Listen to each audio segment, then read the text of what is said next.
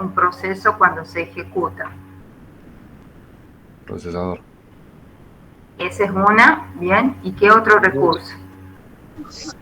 ¿Cómo? Memoria. Memoria, ¿sí? Memoria RAM. ¿Cuáles son los estados que tiene un proceso?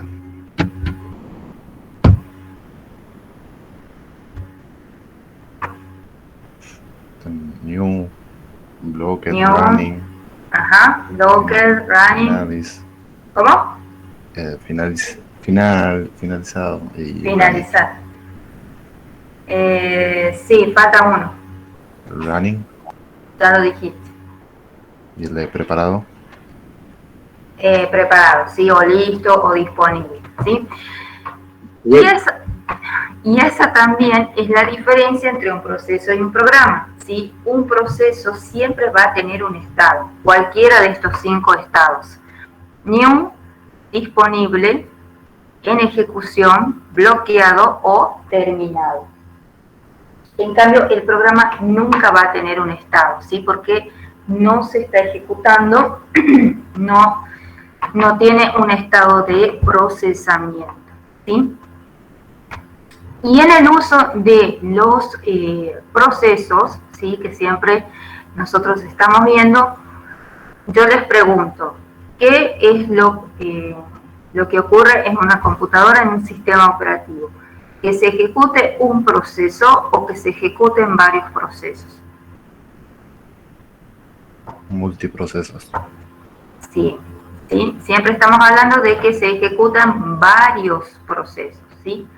Entonces, es importante la planificación de los procesos, ¿sí? La planificación de los procesos son todas ese conjunto de políticas, de mecanismos que el sistema operativo va a tener para planificar en qué orden se van a ejecutar los procesos. Es como cuando ustedes tienen que organizar un día agitado de su agenda, ¿sí? Que tienen que hacer varias tareas en un mismo día. Entonces ustedes generalmente, ¿qué hacen? Organizan el día anterior o la noche anterior, ¿sí? Y definen, bueno, qué es lo que van a hacer a la mañana, qué es lo que van a hacer a la tarde y finalmente tarde y noche qué actividades tienen que realizar, ¿sí? Están planificando, bueno, primero voy a hacer estas actividades, luego voy a hacer estas otras y luego finalmente, casi al final del día, estas otras actividades, ¿sí? Eso consiste en una planificación. Entonces, de igual manera, el sistema operativo aquí planifica, ¿sí?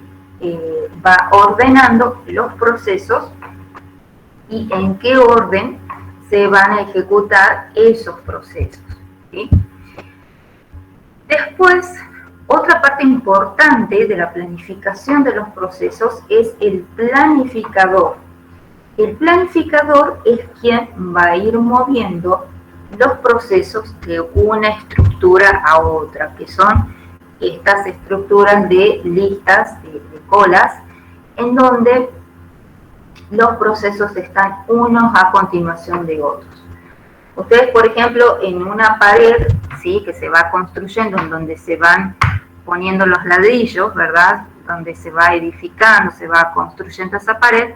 Por ejemplo, ¿cómo se van colocando los ladrillos? Uno a continuación del otro, ¿verdad? Bueno, de esta manera también los procesos se van estructurando así en estas estructuras de colas, de listas, ¿sí? Donde se los va organizando de esa manera. Y el planificador va a ir moviendo, según los estados que va transitando ese proceso, a qué lista irá, ¿sí? Porque estará la lista donde están todos los procesos nuevos, o sea, los procesos que recién se está iniciando. Cuando un proceso pasa a otro estado, por ejemplo, que pasa de new a disponible, ¿sí?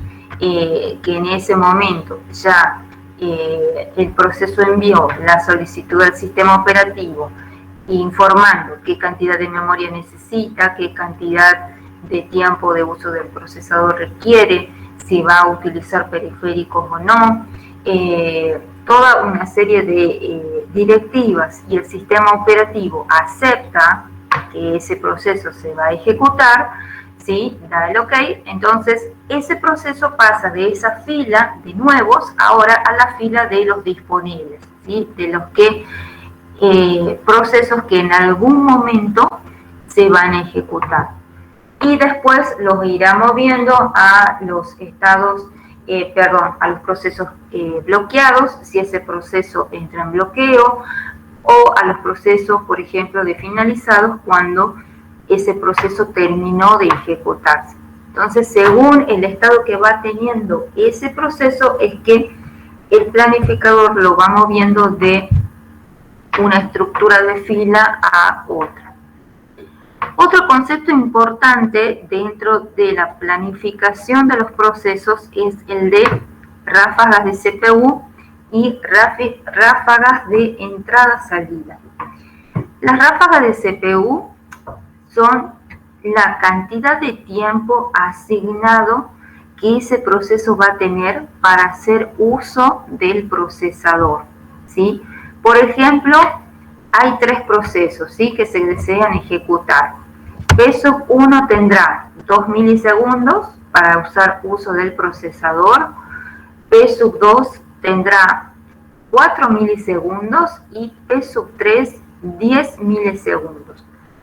¿Cuál es el proceso más complejo en ese caso?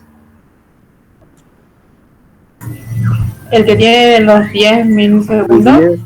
¿Por qué? Porque es el proceso que más va a hacer uso de la CPU. Exacto. Exacto. El que más tiempo necesita. Sí, exacto. Ustedes tienen que tener un mapa mental más o menos, bueno, de los procesos simples, procesos complejos, procesos convocados por el usuario y procesos convocados por el sistema operativo. Los procesos simples siempre van a requerir tiempos chicos, tiempos cortos de uso del procesador. En cambio, los procesos complejos van a requerir más tiempo de uso de la CPU. ¿Cuáles son los procesos convocados por el usuario?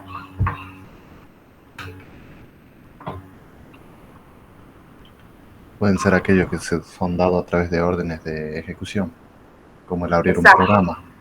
Son los procesos que vos, como usuario, en este caso, decidís iniciar en la computadora. Cuando decidís abrir una página web, abrir el Word, ejecutar el PowerPoint, ejecutar un lenguaje de programación, vos, como usuario, ¿sí?, decidiste que se abra, que se inicie esa aplicación. Entonces, es un proceso convocado por usuario, es lo que se dice de esa manera. ¿Y cuáles son los procesos convocados por el sistema operativo? Y puede ser el que abre el antivirus cuando se enciende la computadora, que se inicia automáticamente el antivirus y demás. Exacto, son aquellos procesos que el sistema operativo decidió convocar, ¿sí? Pueden ser de primer plano, o sea, por ejemplo, en este caso, un antivirus, ¿sí?, que se está ejecutando, que el usuario ve que en algún momento se está haciendo ese análisis de la computadora, o puede ser de segundo plano, es decir, un proceso que forma parte de un proceso principal y que el sistema operativo lo inició, lo convocó, porque es necesario que se ejecute para que ese procedimiento principal se termine de procesar, ¿sí? Entonces, ráfaga de CPU hace referencia a eso. ¿Qué cantidad de tiempo tiene asignado ese proceso para hacer uso del procesador?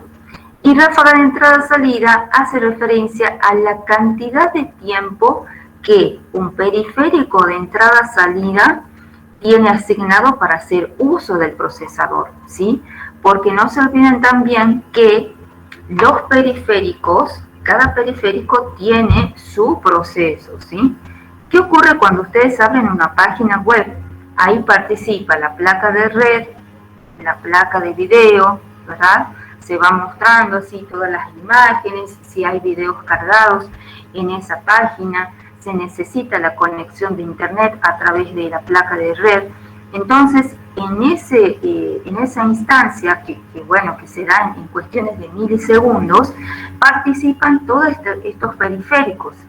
Y en esos procesamientos, esos periféricos están haciendo uso del procesador, porque cada periférico tiene su proceso interno.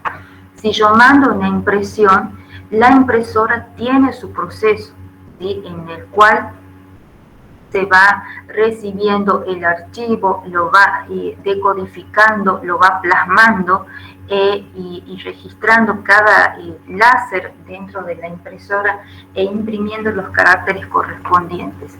Y si está ejecutando un proceso, en ese caso el periférico, significa que está haciendo uso de la CPU.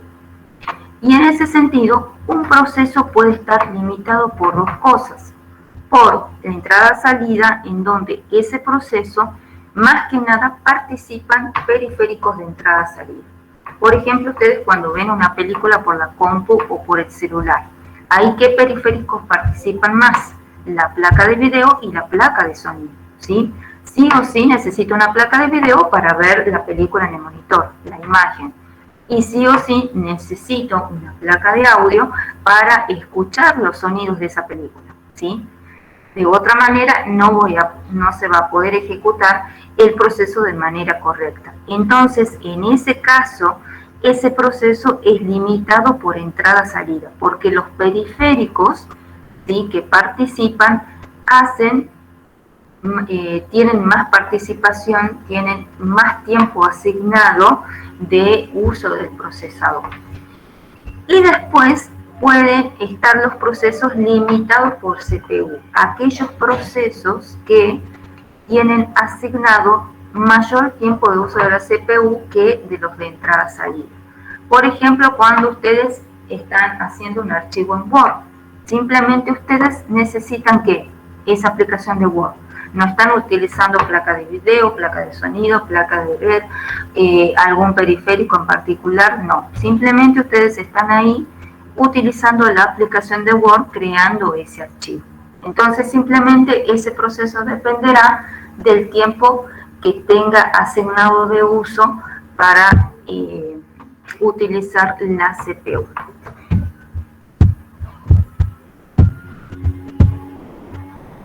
Bien, cuando nosotros hablábamos de planificadores, estábamos hablando, están viendo la pantalla, ¿verdad? Sí. Cuando estamos hablando de planificadores, entonces nos estamos refiriendo al momento en que el planificador va moviendo de una fila a otra los procesos, según el estado en que se encuentren. Entonces, dependiendo de eso, existen tres tipos de planificadores. El planificador de largo plazo. Cuando empieza el proceso, ¿sí?, está en el estado de new, ¿verdad? Ese proceso se está iniciando recién, ¿sí? Es cuando, por ejemplo, haces doble clic en la aplicación y decidís que en ese momento te ejecute esa aplicación, ¿verdad? Bien, en ese caso, ¿sí?, es cuando están ese proceso en la estructura, en la fila de los estados new, de los estados nuevos, y tiene que pasarlo a la fila de los estados disponibles, ¿sí? Y en esa instancia, ¿sí?, es de largo plazo, porque ¿cuál es el primer estado que tiene un proceso?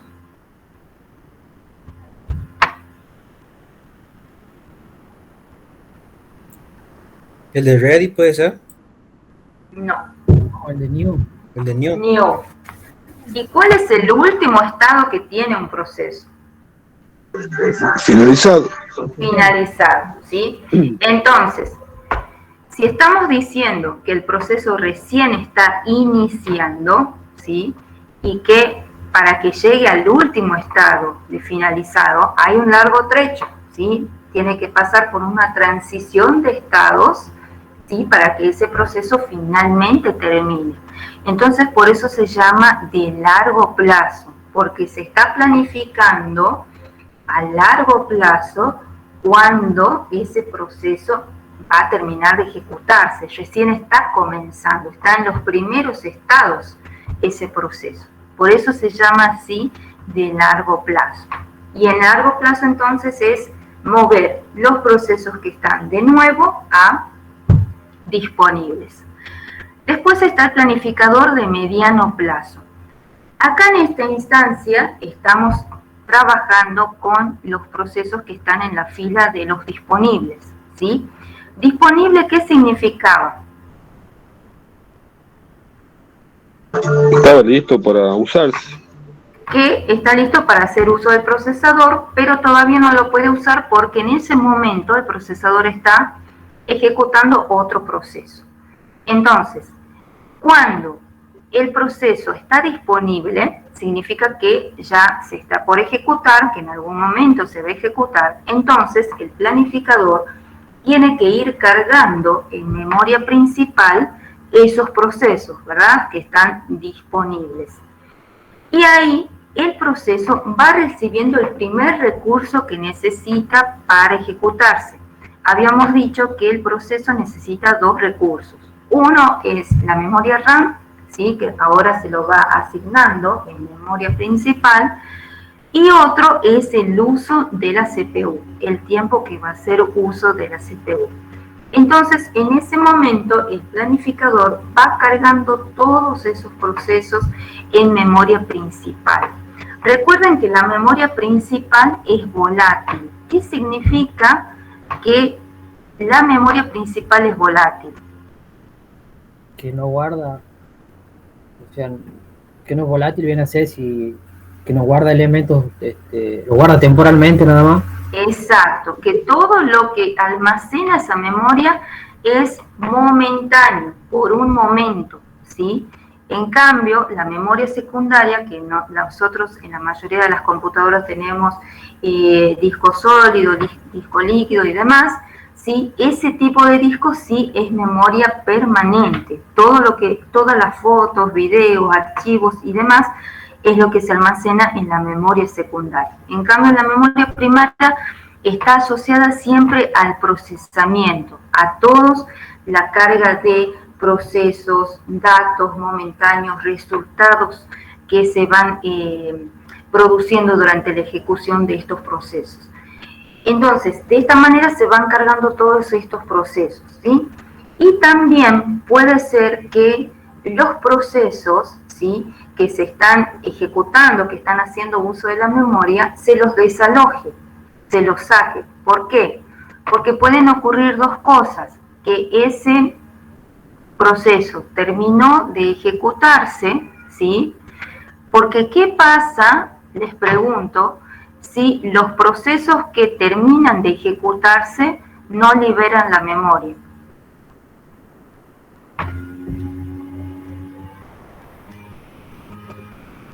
No le dan espacio al próximo proceso. Exacto, ¿sí? Ustedes recuerden que todos los recursos que se utilizan en la computadora son limitados, ¿sí? La computadora solo cuenta con cierta cantidad de gigas de memoria RAM, cuenta solamente con uno o con varios procesadores, y siempre estamos hablando de varios procesos.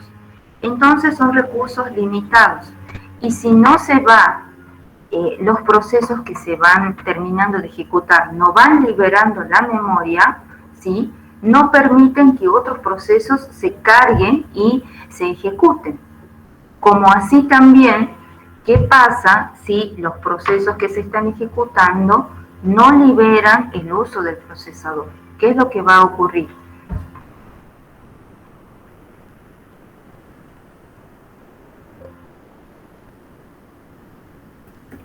¿Cómo sería, profe? ¿Qué ocurre si los procesos que van ejecutándose, que están haciendo uso de la CPU, cuando terminan de ejecutarse, no liberan el procesador? O sea, no le están devolviendo el espacio, la memoria. No se va a ejecutar el siguiente proceso. No se van a poder ejecutar los demás procesos, ¿sí? Recuerden eso siempre, un proceso necesita sí o sí memoria y procesador. si los procesos no liberan el procesador cuando terminan de ejecutarse, no permiten que los otros procesos que están esperando se ejecuten. Entonces, sí o sí tiene que haber este intercambio, asignación, liberación. ¿Cuándo se asignan? Cuando esos procesos están por ejecutar, ¿sí?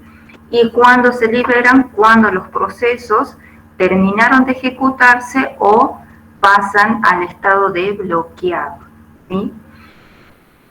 Y en esa instancia, por eso se llama de medio plazo, porque ya estamos a la mitad de este ciclo de vida, de este ciclo de procesamiento que tiene un proceso, ¿sí? Ya estamos casi a la mitad, solamente falta que se ejecute y finalice.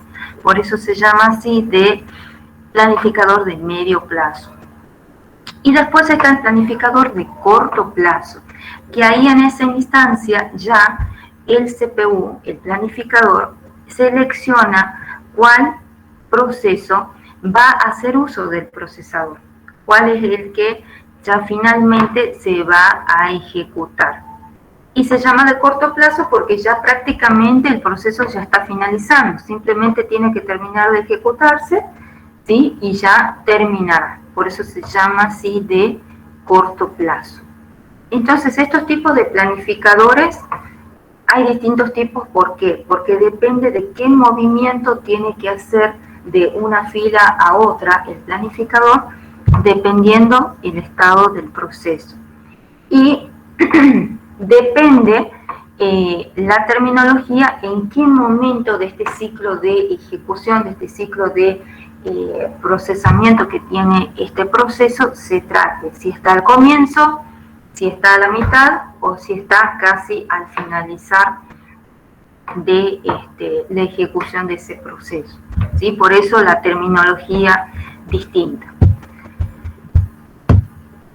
Bien, ¿qué criterios se tienen que utilizar en la planificación por parte del planificador de CPU? El planificador de CPU va a decidir, va a actuar en 4 instancias. La primera es cuando un proceso pasa de ejecución a espera. Ahora yo les pregunto, ¿cuándo un proceso, qué es lo que ocurre cuando un proceso pasa de ejecución a espera? ¿Por qué un proceso que se está ejecutando pasa al estado de espera? Puede ser cuando pida una entrada, digamos algo como por el teclado. No sé si me explico. También puede ser que estés esperando algún evento, como por ejemplo si conecta algo de hardware. Exacto. O estés esperando algún otro proceso. Va por ahí.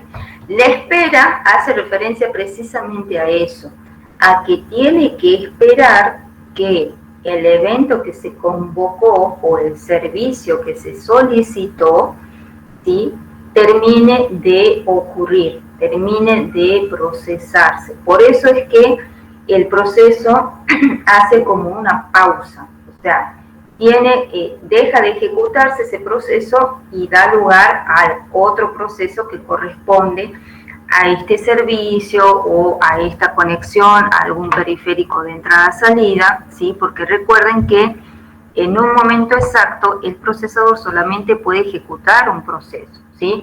O, bueno, si tengo 2 procesadores, cada procesador estará ejecutando un proceso particular.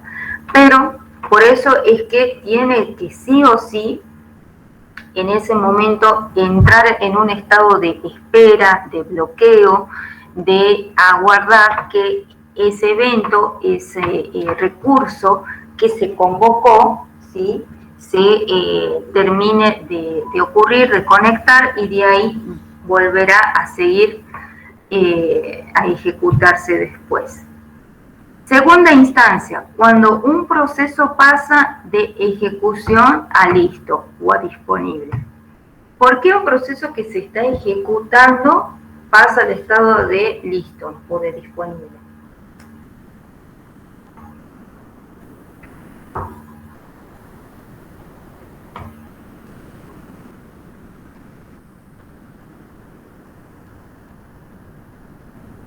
Puede ser porque necesite alguna información o algún dato anteriormente estar disponible. No.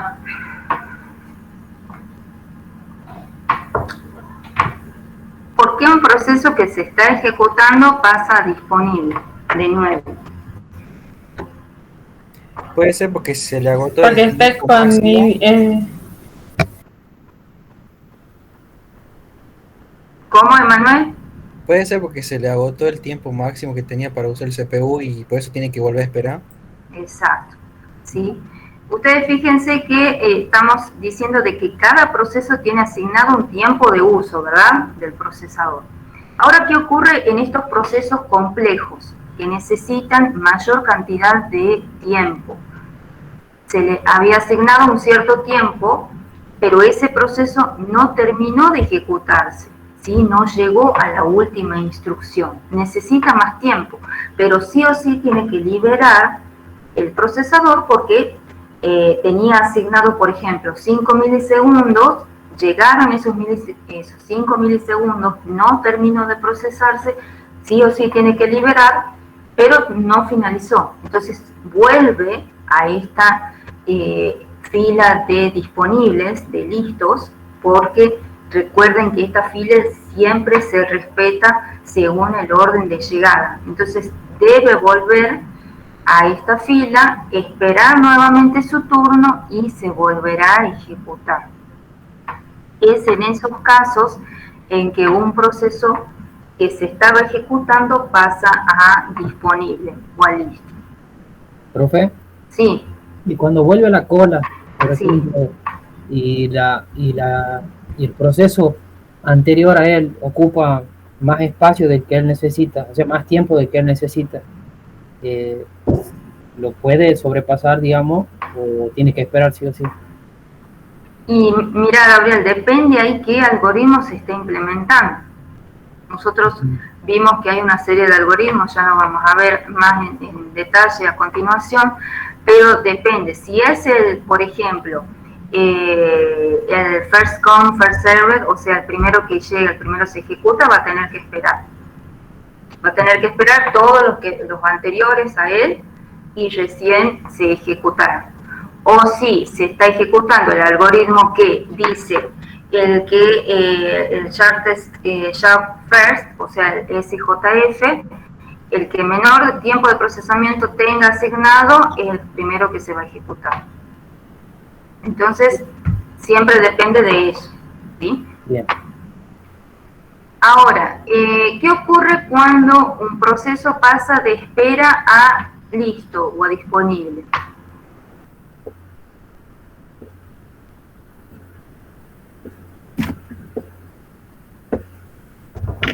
Puede ser porque se cumplió eso que estaba esperando, que el evento que suceda. Ajá. Entonces, como se cumplió, ahora ya puede estar en la cola de listos. Bien. Y ahora yo te pregunto, ¿por qué ese proceso, verdad? O sea, ya se cumplió ese evento, ya se terminó. ¿Por qué ese proceso que estaba en el estado de espera no se ejecuta directamente? Porque hay otros antes que están por ejecutarse, digamos. Exacto, ¿sí? Siempre esta estructura de listos, de disponibles, se tiene que respetar, ¿sí? Entonces, por eso es que un proceso que sale de espera no se ejecuta directamente. Sí o sí tiene que volver a la fila de los listos, de los disponibles, esperar su turno y recién se ejecutará. ¿Y ahora qué ocurre cuando un proceso termina? Devuelve ese espacio de memoria que estaba ocupando. Bien, ahí pasan tres cosas. Cuando un proceso termina, en primera instancia, finalizó, llegó a la última instrucción, ¿sí? Sí. Si ese programa consistía de 5 líneas, llegó a la 5ª línea y terminó de ejecutarse. Segundo, es lo que vos mencionabas, Gabriel, devuelve memoria. La cantidad de memoria que tenía asignada la devuelve. Y tercero, devuelve el uso del procesador, libera el procesador y permite que otro proceso haga uso del procesador. Entonces son esas tres cosas que ocurren cuando un proceso termina. El planificador puede darse de dos maneras. Puede ser print type o non print type. Esos son términos que habíamos visto en clase anterior. ¿Qué hace referencia cuando es non print type? Que significa en inglés, que en español sería no expropiativo. Cuando algo es no expropiativo, o sea, algo cuando no se desaloja, o sea, cuando algo no es obligado a dejar de utilizar o dejar de usar. El planificador, en este caso, es no expropiativo, ¿sí? O cuando el proceso termina, es decir, que en ese momento el proceso va a liberar el uso del procesador solamente cuando termine. No hay un tiempo asignado. Entonces, cuando llegue a esa última línea de instrucciones, ahí va a liberar el procesador. O en la instancia 1, cuando ese proceso entra al estado de bloqueo. Como el proceso no se puede seguir ejecutando, tiene que dar lugar al otro proceso que se convocó en el servicio o al periférico de entrada-salida que se ejecute, entonces sí o sí tiene que liberar el uso del procesador. Entonces, en esas dos instancias, el planificador es non print type, o sea que el proceso por sí mismo o cuando entra en este estado de bloqueo libera el uso del procesador. Y también el planificador puede ser expropiativo, o sea, tipo print type. Expropiativo significa que desaloja, mueve, saca. En ese caso, cada proceso tiene asignado un tiempo. Y cuando ese tiempo se cumple, sí o sí el proceso libera el uso del procesador. O sea, si llegó a los 5 milisegundos, sí o sí tiene que liberar el uso del procesador a pesar de que no haya terminado de ejecutarse. Por eso se dice que el planificador puede actuar de las dos maneras. O puede ser de tipo no expropiativo o de tipo expropiativo. Bien. ¿Qué criterios se tienen en cuenta en la planificación de los procesos? Está el criterio del uso de la CPU. Este criterio consiste en que se mantenga la CPU tan ocupada como sea posible. Es decir, que el procesador todo el tiempo tiene que estar procesando, todo el tiempo tiene que estar ocupado, ser asignado por algún proceso. Entonces, cuanto más tiempo esa CPU esté trabajando, significa que esa computadora, que ese sistema operativo, ¿verdad?, es más eficiente. Rendimiento. Hace referencia al número de procesos que se completan por unidad de tiempo, es decir, aquellos procesos que terminan en una cierta cantidad de tiempo. Por ejemplo, tengo una computadora que en 10 segundos, ¿sí?, terminó de procesar 5 procesos. Y otra computadora que en 10 segundos terminó de procesar 3 procesos. ¿Qué computadora es más eficiente? La que terminó los 5 procesos. La que usa un proceso. Exacto, porque en la misma cantidad de tiempo, en este caso 10 segundos, esa computadora completó mayor cantidad de procesos. Entonces, esa es una variable que siempre se tiene que tratar de maximizar. Cuanto mayor cantidad de procesos terminen, más eficiente va a ser ese sistema operativo. Después, otro criterio, vamos a ver el tiempo de retorno. El tiempo de retorno, dice, es el tiempo transcurrido desde que se presenta el proceso hasta que se completa. ¿Cuándo se presenta un proceso? Con el estado de new, ¿verdad? En ese estado, el proceso se está iniciando. Y habíamos dicho que cuando un proceso se completa, cuando llega al estado de finalizar. Entonces es El tiempo de retorno es el tiempo que lleva desde que un proceso tiene el estado de new hasta que se completa y tiene el estado de finalizado. Ese tiempo tiene que ser el menos posible, ¿sí? Si tengo una computadora que un proceso demoró en completarse 10 segundos y en otra computadora ese mismo proceso demoró 20 segundos, ¿en qué computadora fue más eficiente el procesamiento? 10 segundos. En la de 10 segundos, porque demoró menos tiempo en procesar el mismo proceso. Entonces, por eso se dice que esa variable, cuanto menos tiempo lleve, mucho mejor. Tiempo de espera. Tiempo de espera es el tiempo que un proceso pasa en la cola de los procesos listos esperando utilizar la CPU. Cuanto menos tiempo espere un proceso, más eficiente va a ser ese sistema operativo. Si un proceso está esperando en un sistema operativo 10 segundos y en otra está esperando 15 segundos, ¿en cuál va a ser más eficiente ese procesamiento? ¿Cómo, Nicolás?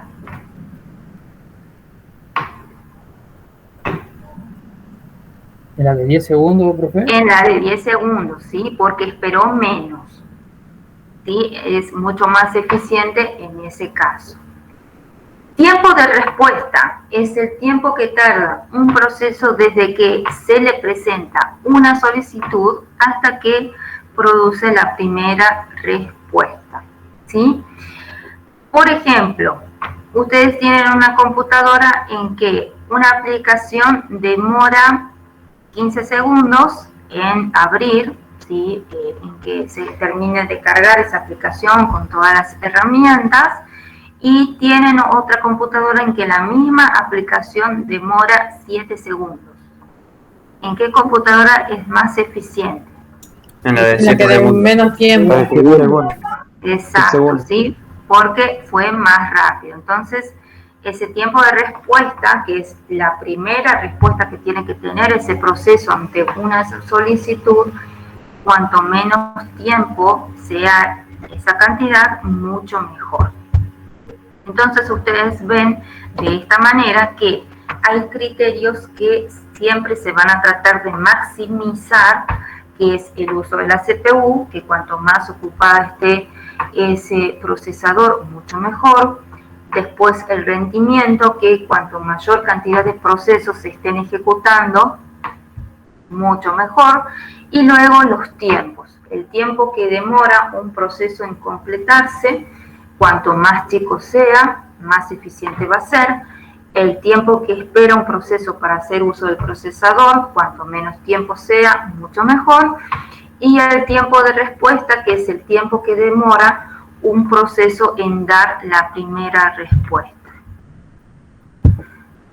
Los planificadores, ¿sí? Que son todos este elemento que va moviendo los procesos y demás, utiliza distintos algoritmos.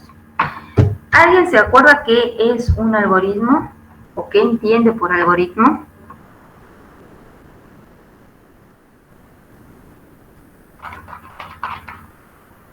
¿Son las etapas que tiene un proceso, profe? Son Va los por pasos ahí. que tiene que seguir un proceso. Una receta, por ejemplo. Una receta, por Que lleva el ejemplo. paso a paso de cómo llegar a una elaboración de algo. Eso vendría a ser un algoritmo, digamos. Una receta vendría a ser un algoritmo.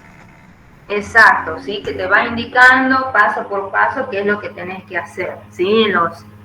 Más allá de los ingredientes, la receta misma te va indicando, por ejemplo, qué es lo que tenés que hacer primero, de qué manera tenés que tratar esos ingredientes, después qué otros ingredientes vas a ir agregando, y así finalmente hasta llegar al plato, al resultado que es el plato.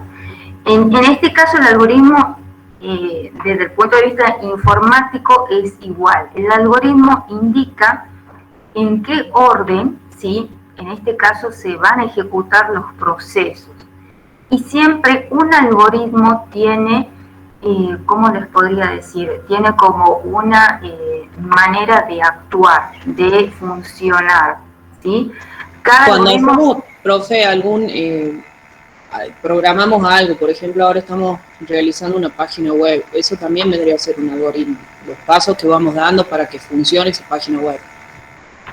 Claro, o sea, si se trata de una página web, una aplicación de celular, lo que sea, siempre todo programa tiene asociado un algoritmo. Ustedes van indicando en ese programa qué es lo que va a hacer primero, ese programa, qué es lo que va a hacer luego y qué es lo que va a hacer al final. Entonces, el algoritmo acá hace eso, indicar un orden. El primer algoritmo que nosotros vemos es el first come, first served, que en español significa el primero que llega es el primero que se ejecuta. Entonces, ¿cuál es la instancia de este algoritmo? El orden de llegada. No importa que se trate de un proceso complejo, de un proceso simple, de un proceso convocado por el usuario o un proceso convocado por el sistema operativo. Lo único que interesa aquí es el orden. El que llegó primero se ejecuta primero, el que llega segundo se ejecutará en segunda instancia y el que llega al final se ejecutará al último. Cada algoritmo que nosotros veamos van a ver ustedes que tiene su terminología en inglés, ¿sí? Y que cuando lo traducen, ¿sí? Esa traducción les muestra el significado propio, principal del algoritmo, ¿sí? Que en este caso es el primero que llega, el primero que se ejecuta. Y que tiene su representación en sus siglas en inglés, el FCFS. También se lo reconoce así. Y ustedes ven en pantalla, por ejemplo, un caso en que están tres procesos, ¿sí? P1, P2 y P3.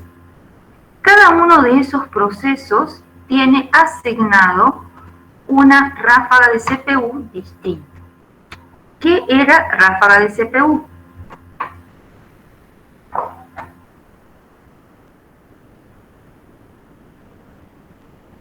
El tiempo que necesitaba en el procesador. El tiempo que tiene asignado ese proceso para hacer uso del CPU. Eso era ráfaga de CPU. Y está medido en milisegundos, ¿sí? Ahora les pregunto, ¿quién sabe cuánto equivale un milisegundo?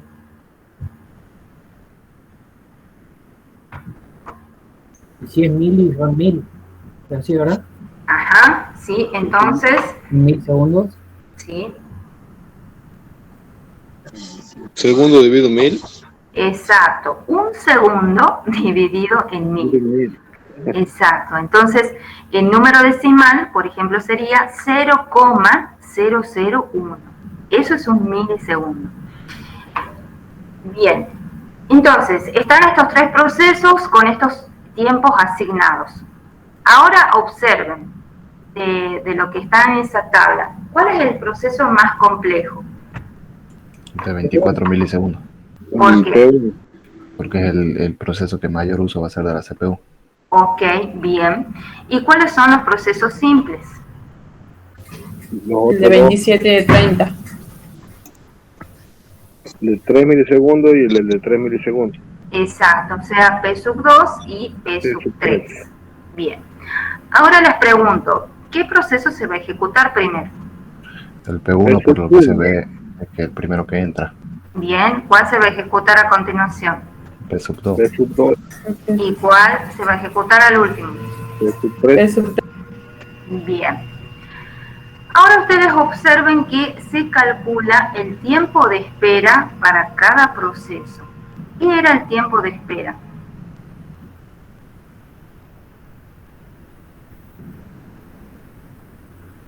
Cuando estaban en la cola. El tiempo de que estaba de... ¿Cómo era? Que estaba Ready, listo, hasta que... El tiempo que van a pasar en la cola de ready, esperando para ser ejecutado, ¿puede ser? Exacto, es el tiempo que un proceso tiene que esperar, la misma palabra lo dice, tiempo de espera, el tiempo que tiene que esperar para hacer uso del procesador. Ahora, ¿cuál es el tiempo de espera para P1? 0 segundos. 0 milisegundos. 0. ¿Por qué? Porque es el primero. El primero en la lista. El primero que inicia. Es el primero que llega, no hay ningún otro proceso, ¿sí? Esto es un caso hipotético. Es el primero que llega, no hay ningún proceso ejecutándose, entonces no tiene que esperar nada. Entonces, por eso su tiempo de espera es 0. Ahora, ¿cuál es el tiempo de espera de P2? 24 milisegundos. Tiene ¿Por que qué? esperar que pase el proceso 1 para que arranque el proceso 2. Exacto, como el P1 demora 24 milisegundos o va a usar 24 milisegundos el procesador, entonces tiene que esperar ese tiempo para que después se ejecute P2. ¿Y cuál va a ser el tiempo de espera de P3? 27 milisegundos, porque debe esperar que los otros procesos ingresen, o sea, se ejecuten. Bien, entonces tiene que esperar los 24 milisegundos de P1 más, exacto, los 3 milisegundos de P2. Y luego se calcula el tiempo de espera medio. El tiempo de espera medio es precisamente un promedio. Es una variable que se calcula en todo sistema operativo para medir la eficiencia de esa computadora, de ese sistema operativo. ¿Sí? Es un promedio del tiempo de espera de todos los procesos que se ejecutaron. Entonces, ¿cómo se calcula cualquier promedio? Se suman los valores y ese resultado se divide en la cantidad de los elementos. Entonces, en este caso, se sumó los tiempos de espera de todos los procesos, 0, 24 y 27, y se dividió en 3, porque tengo 3 procesos. En este caso me da un resultado de tiempo de espera de 17, ¿sí? Es decir que ese es el tiempo de espera promedio en este sistema operativo. Ahora, ¿qué pasa si llega un proceso P4? ¿Cuál sería su tiempo de espera? 30. 30. Por 30, ¿sí? Que es la sumatoria de los tiempos que tiene cada proceso, ¿sí? Pero ese tiempo podría variar. ¿En qué sentido? Por ejemplo, que llegue a mitad del proceso de P1.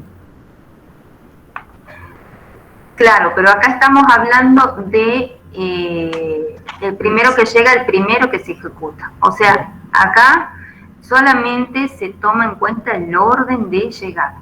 Bien. Hagamos cuenta que no se está operando todavía ningún proceso. Exacto. No. Bien. Bien. Ahora, ¿qué pasa si el mismo caso, o sea, tenemos los mismos procesos, los tiempos asignados son iguales, pero el orden de llegada de los procesos es distinto? Ahora, los primeros procesos que llegan son P2, luego llega P3 y luego llega P1.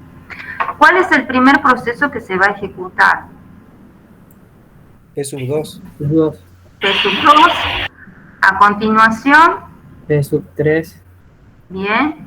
Y P1 sería al final. Al final, bien.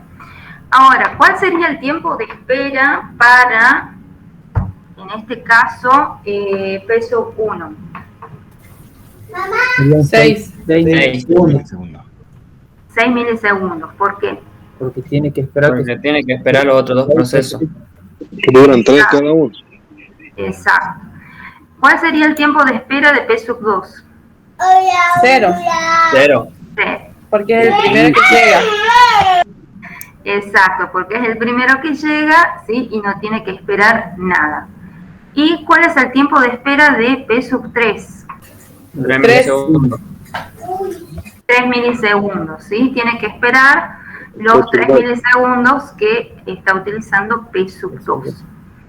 Ahora, ¿cuánto nos da aquí el tiempo de espera promedio? Y ahí 3 nos daría, porque son 3 procesos y se sumarían los tiempos, bueno, se lo divide en 3 nos daría 3, porque en este caso sería primer tiempo 6, más el 0 y más el 3 nos daría 9, dividido en 3 nos da 3. Bien, entonces, recuerdan que en el ejemplo anterior, en que el orden era distinto, el tiempo de promedio nos daba 17. Acá nos da 3. Entonces, ¿qué, digamos, orden es más eficiente? Y este orden que presentaba Este orden sería, porque Exacto. ocupa menos tiempo. Exacto. Pero ¿qué tiene de distinto este orden que del anterior? el orden de llegada. ¿Qué es lo que cambió? ¿Qué tipos de procesos llegaron primero aquí? Los que tienen menos, Más corto. que tienen menos Exacto. tiempo de uso. menos tiempo. Exacto, los procesos más simples son los que llegaron primero.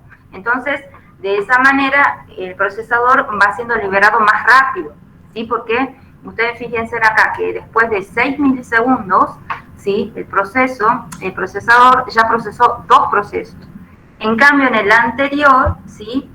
Si nosotros comparamos en la misma cantidad de tiempo, en los 6 milisegundos todavía sigue ejecutando el primer proceso y ni siquiera llegó a la mitad, está en la tercera parte recién de ese proceso, ¿sí?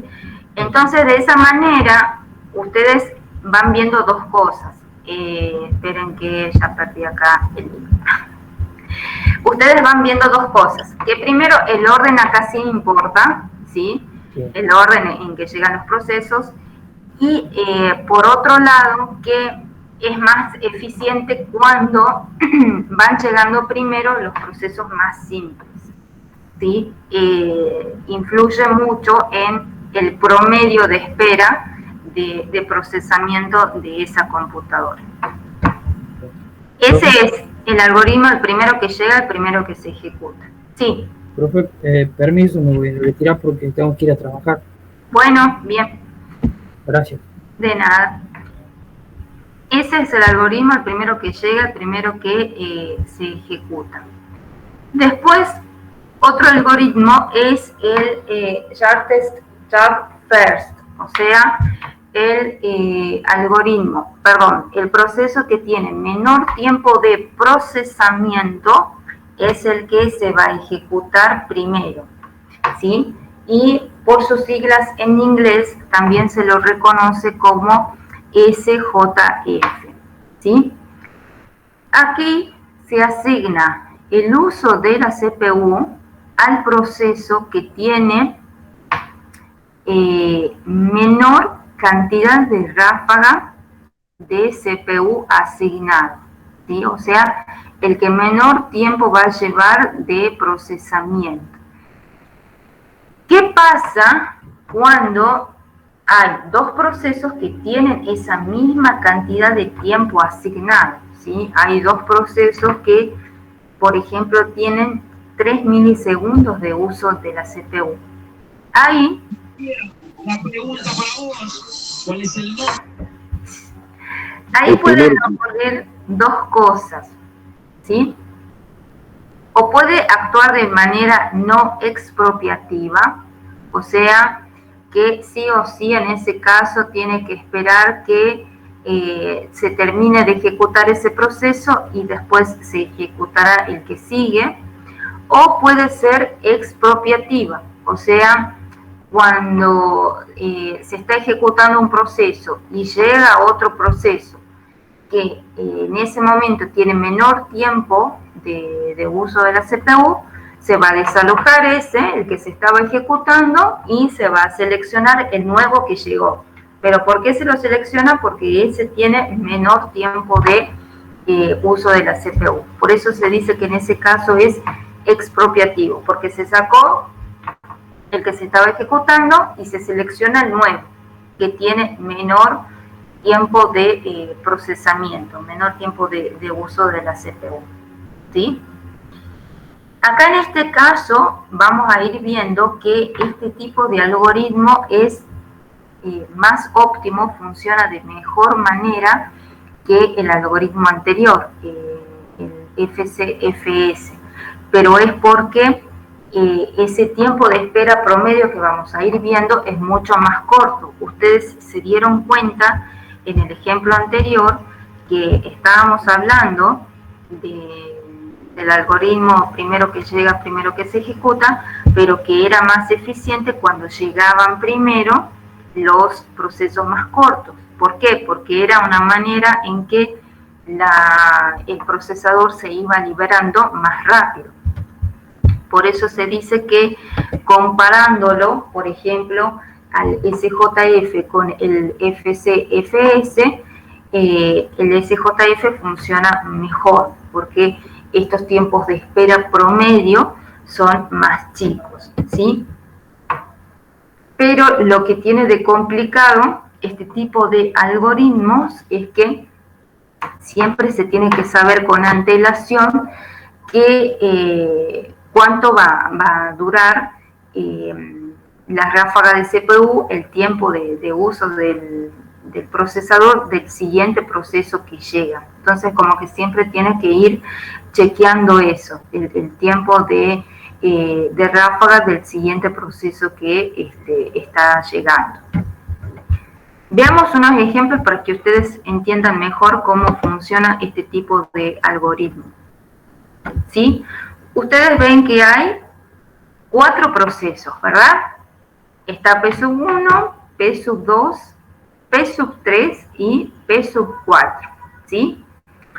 Luego tienen una segunda columna, que bueno, acá está desfasada los nombres de las columnas, que es el de llegada. O sea, significa que, por ejemplo, P1 llegó a los 0 milisegundos, o sea, se inició a los 0 milisegundos. Luego, P2 se inició a los 2 milisegundos. P3 a los 4 milisegundos y P4 a los 5 milisegundos. O sea, ese es el orden de llegada, ¿sí?, de esos procesos.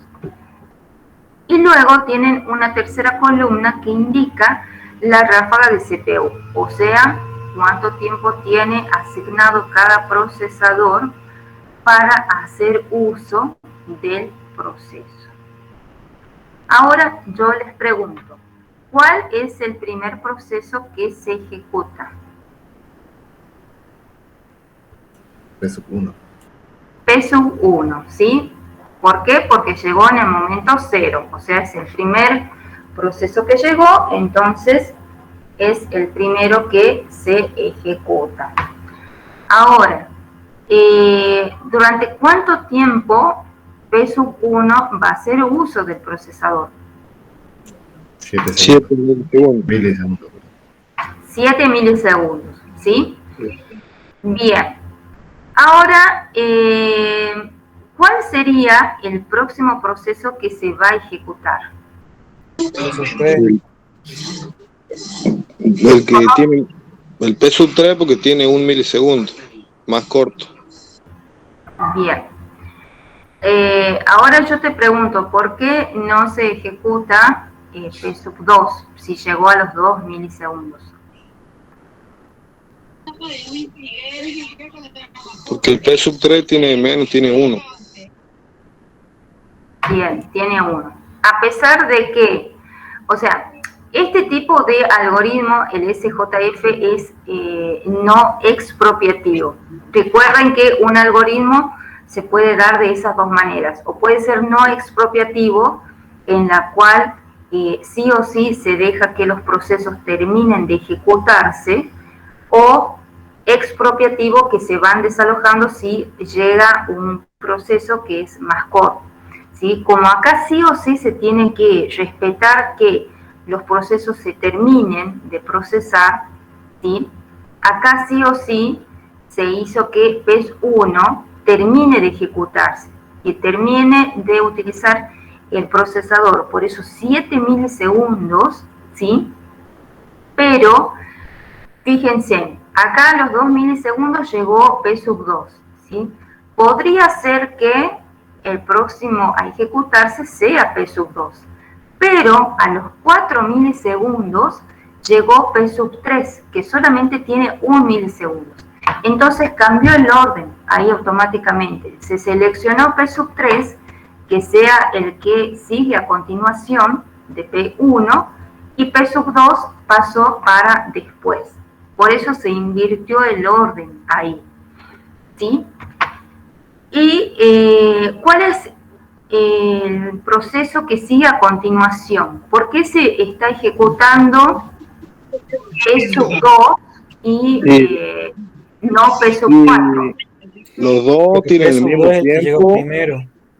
pero ahí decía que definía el first come, first serve, el primero, el que llegaba antes. Exacto. ¿Cuál llegó primero? Llegó P sub 2. P sub 2 llegó a los 2 milisegundos y P sub 4 llegó a los 5 milisegundos recién. Entonces, por eso, P sub 4 pasa a ejecutarse al final. Ahora, ¿cuál es el tiempo de espera de P sub 1? 0. 0, ¿sí? Es el primer proceso que llegó y el primero que se ejecuta. Ahora, ¿cuál es el tiempo de espera de P sub 2? 8. Sería 7 de P sub 1 más 1 de P sub 3. Vuelvo a preguntar, ¿cuál es el tiempo de espera de P sub 2? 8 milisegundos. No.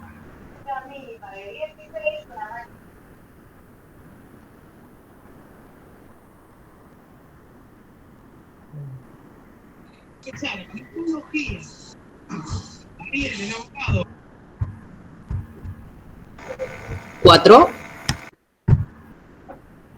4, no. 2. No. ¿Por qué no es 8, profe? ¿Por qué no es 8? ¿En qué momento llega P sub 2? A los 2 milisegundos. 2 milisegundos. ¿Cuánto tiempo queda de P sub 1 para que termine de ejecutarse? Queda 6 entonces, profe, porque a los 2 milisegundos llegó, entonces desde que llegó hasta que se terminó P sub 1 hay 6, ¿puede ser? No. Tampoco. ¿Cuánto tiempo? Fíjate en la tabla, ¿sí? O sea, sí, es para que piensen tranquilamente. ¿Cuánto tiempo tiene P sub 1 en total? 7, ¿verdad? 7 milisegundos. ¿A los cuántos milisegundos llegó P sub 2? A los 2. A los 2. ¿Cuánto tiempo queda para que en ese momento P sub 1 termine? 5. 5, ¿sí? Vayan anotando, 5. Ahora, ahí está P sub 3, que se está ejecutando después. ¿Cuánto tiempo lleva P sub 3? 1 milisegundo. Bueno, 5 más 1. Daría 6. 6. Entonces, esa es la cantidad de tiempo que P sub 2 tiene que esperar. Recuerden que el tiempo de espera es eso, el tiempo que tiene que esperar un proceso para ejecutarse. P sub 2 aquí está en orden tercero, entonces tiene que esperar que libere el procesador P sub 1 y luego que libere el uso del procesador P sub 3. Pero P sub 1 no son 7 milisegundos que tienes que esperar, porque P sub 2 llegó a los 2 milisegundos. Entonces, solamente quedan de ahí 5 milisegundos. Más 1 milisegundo de P sub 3 son 6 milisegundos en total. ¿Se entiende? Sí, profe. Sí. Bien. Ahora, ¿cuál es el tiempo de espera de P sub 3? 3 milisegundos. ¿Por qué? Porque su llegada es de 4 Ajá. y tengo que esperar 3 para hacer los 7 del primer proceso. Exacto, llegó a los 4 milisegundos, en ese momento solamente quedaban 3 milisegundos de uso de P sub 1 y ya es liberado por P sub 1. ¿Cuál es el tiempo de espera de P sub 4?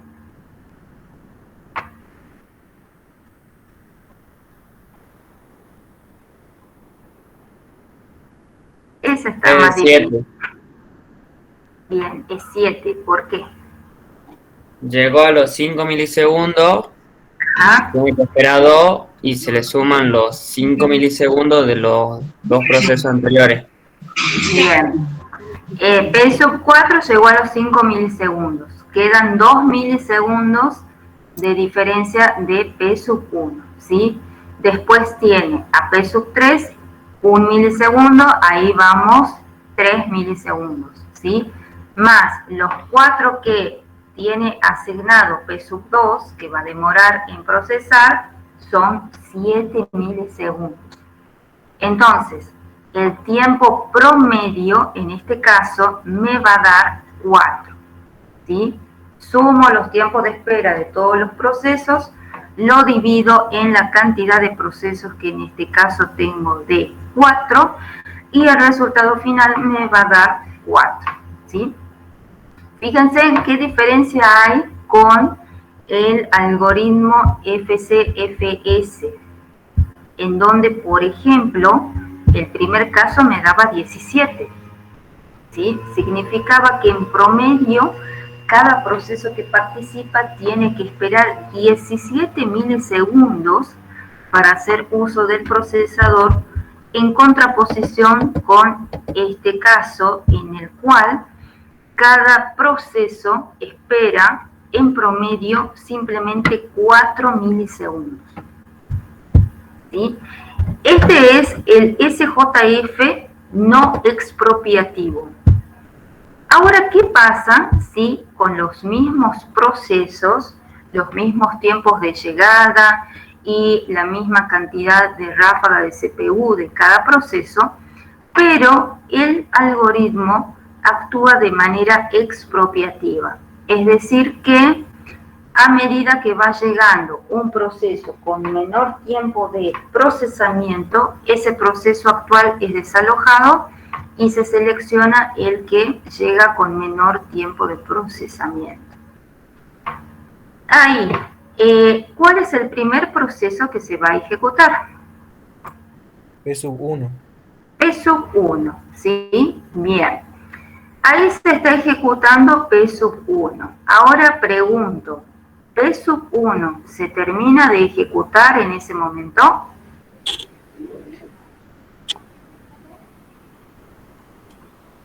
No, porque ya cuando llega P sub 2 le da el paso al P sub 2 para que se ejecute. Exacto, ¿sí? P sub 2, ¿a los cuántos milisegundos llega? A los 2 milisegundos, ¿sí? En ese momento se estaba ejecutando P1. Como P sub 2 es más corto, tiene 4 milisegundos, entonces se seleccionó a P sub 2 que siga ejecutándose, ¿sí? Y P sub 1 quedó en la lista de los disponibles, esperando, ¿sí? De los ready. Ahora, se está ejecutando P sub 2, ¿sí? Y la pregunta es si P sub 2 termina de ejecutarse en ese momento. No. ¿Por qué? Porque P sub 3 tiene de 1 milisegundo. Exacto, llega P sub 3 a los 4 milisegundos, ¿sí? Y tiene simplemente un milisegundo. Entonces se selecciona P sub 3, ¿sí? ¿Y qué es lo que ocurre a continuación? ¿Cuál se ejecuta luego? Vuelve a P sub 2, que le quedaban 2 milisegundos. Vuelve a P sub 2, que le quedaban 2 milisegundos, ¿sí? Pero fíjate que eso pasó a los 5 milisegundos, pero llegó P sub 4 a los 5 milisegundos con 4 milisegundos de ráfaga. ¿por qué no se seleccionó a P sub 4 primero? Porque P sub 2 le quedaban 2 milisegundos. Y P sub 4 tiene 4. Exacto, ¿sí? Porque P sub 2 simplemente le quedaban 2 milisegundos, ¿sí? Entonces, en ese momento sí P sub 2 termina de ejecutarse y se ejecuta luego P sub 4, ¿sí? Con los 4 milisegundos y finaliza con P sub 1, que le quedaban 5. Exacto, P sub 1 tenía 7 milisegundos. Ahora, ¿cuál será el tiempo de espera de P sub 1? 9. ¿Por qué? Porque ya tenía 2 cuando entró P sub 2 y cuando terminó se le agregan los 7. Entonces, vos me decís que P1 es 9, ¿por qué? Porque tiene 2 milisegundos de... Entonces se pone en espera hasta que llegó el sub 3, el sub 2, digo. O sea, ¿cómo llegas al resultado de 9? Sumando los 2 que tenía ya y los 7 que le quedaban. No.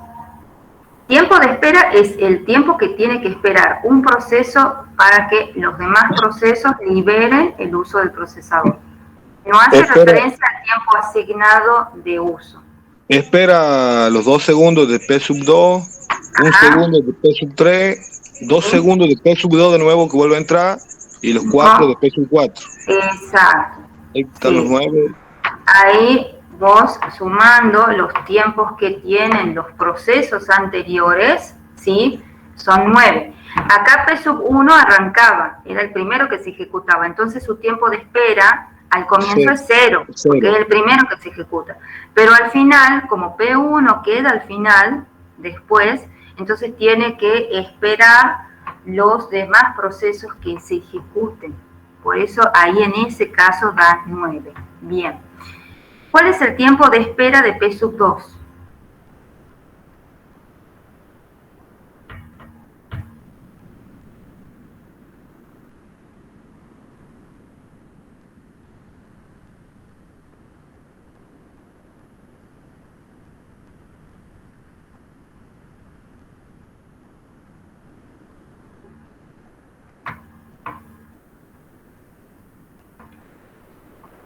Es de 1 milisegundo, profe, porque 1 milisegundo es lo que se tuvo que pausar para que se ejecute P sub 3, entonces ese milisegundo es el que hay que tenerlo en cuenta para P sub 2 del que esperó, digamos.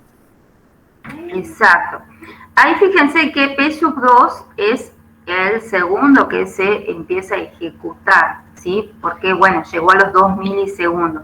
Y en ese caso, su tiempo de espera fue 0, porque se lo seleccionó directamente y empezó a ejecutarse. Sí. Pero se lo bloqueó, se lo paró a los 2 milisegundos y le quedaban 2 milisegundos. Entonces, por eso se empieza a ejecutar luego.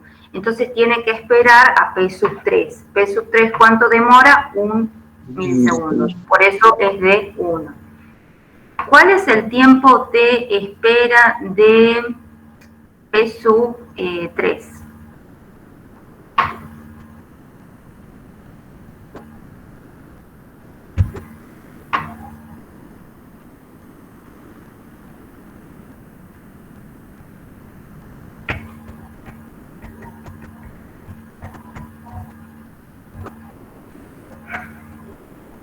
Y P sub 3 entra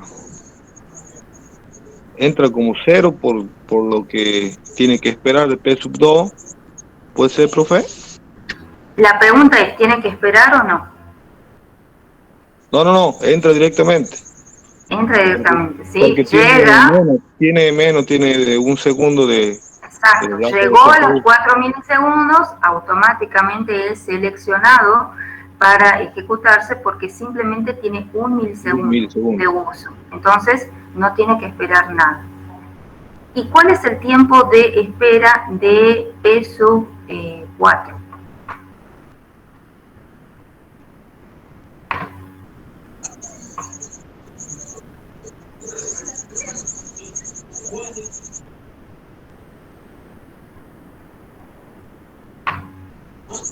Y puede ser que espera los 2 milisegundos de que termina P sub 2. Exacto, porque P sub 4 llega a los 5 milisegundos, pero en ese momento está ejecutándose P sub 2, que tiene menor tiempo de procesamiento, entonces sí o sí tiene que esperar esos 2 milisegundos de P sub 2, y por eso es de 2 milisegundos su tiempo de espera. Entonces, el promedio, en este caso, según los tiempos de espera, es de 3. ¿Sí? Este es el que actúa de forma expropiativa. Acá nos da el tiempo de promedio 3 y en el anterior, donde es no expropiativo, es 4. ¿Hay mucha diferencia? No, simplemente 1 milisegundo, ¿sí? Pero en tiempos de procesamiento, 1 milisegundo es 1 milisegundo. Entonces, el que actúa de forma expropiativa, o sea que va desalojando a medida que llegan procesos con tiempos más cortos, es más eficiente. ¿Se entendió entonces cómo se va calculando, chicos, los tiempos de espera? Sí, profe. ¿Y cómo se va viendo el orden? Hace falta que practiquemos un poquito más. Sí, yo les voy a pasar después ahí varios ejercicios para que practiquen para el parcial. Bien, entonces nosotros en la clase del miércoles vamos a seguir viendo estos los algoritmos con casos prácticos. Quedaría ver concurrencias, donde están los procesos cooperativos y competitivos, que es muy cortitos. Y bueno, y ya estaríamos listos entonces para el primer parcial el lunes que viene. Así que vayan estudiando, ¿sí? Vayan fijando los conceptos, ¿sí? Porque para que lleguen bien para el lunes. Profe, ¿qué va a tomar en el parcial? ¿Qué voy a tomar? Software, sistemas operativos y procesos. ¿Sí? Preguntas de teoría y, bueno, preguntas que van a ser como más o menos así y aplicadas a práctica, a ejercicios prácticos.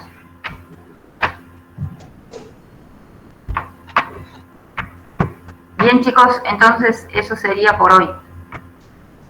Bueno, profe, nos vemos. Nos vemos. Que descansen.